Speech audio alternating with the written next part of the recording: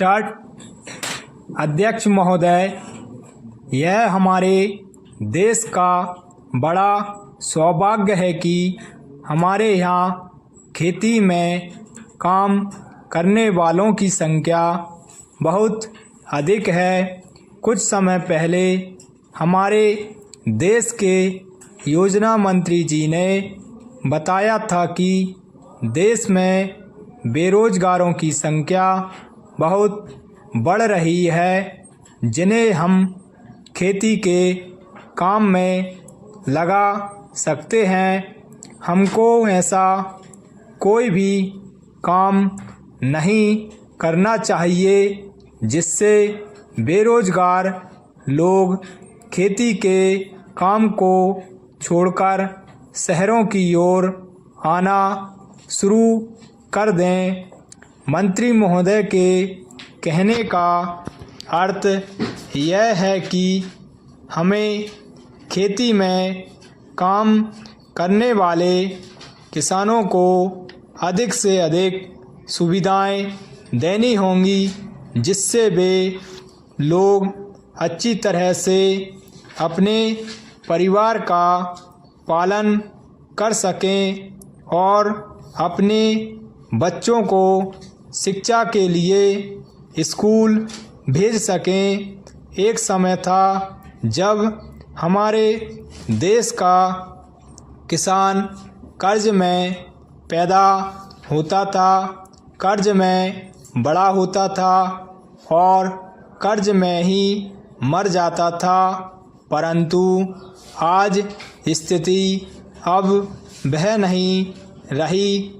यदि इसी प्रकार से हमारी सरकार किसानों की भलाई के लिए कार्य करती रही तो किसानों को भी पूरा विश्वास हो जाएगा कि सरकार उनका हित चाहती है और उनको पूरा सहयोग देकर खेती की पैदावार को भी बढ़ाना चाहती है। पैरा अध्यक्ष महोदय, मैं आपका बहुत आभारी हूँ कि इस अवसर पर आपने मुझे सदन में बोलने का अवसर प्रदान किया है।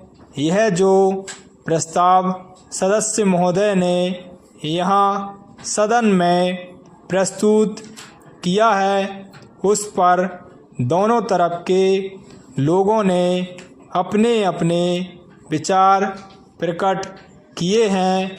मुझे बड़ी प्रसन्नता है कि आज दोनों तरफ के लोगों ने एक ही आवाज़ में इस प्रस्ताव का समर्थन किया है। शायद यह पहला अवसर है जब इस प्रस्ताव पर सभी सदस्यों ने अपनी सहमति प्रकट की है। मुझे इस बात का भी भय है कि यह जो प्रस्ताव है उसे मंत्री जी के द्वारा स्वीकार कर लिया जाएगा और उसके बाद देश के किसानों को उनके अनाज का उचित मूल्य भी उनको दे दिया जाएगा। कुछ दिनों के बाद हम में से कई सदस्य आपत्ति करेंगे कि अनाज के भाव बढ़ गए हैं और देश की आम जनता परेशान है, इसलिए कीमतों को कम किया जाना चाहिए।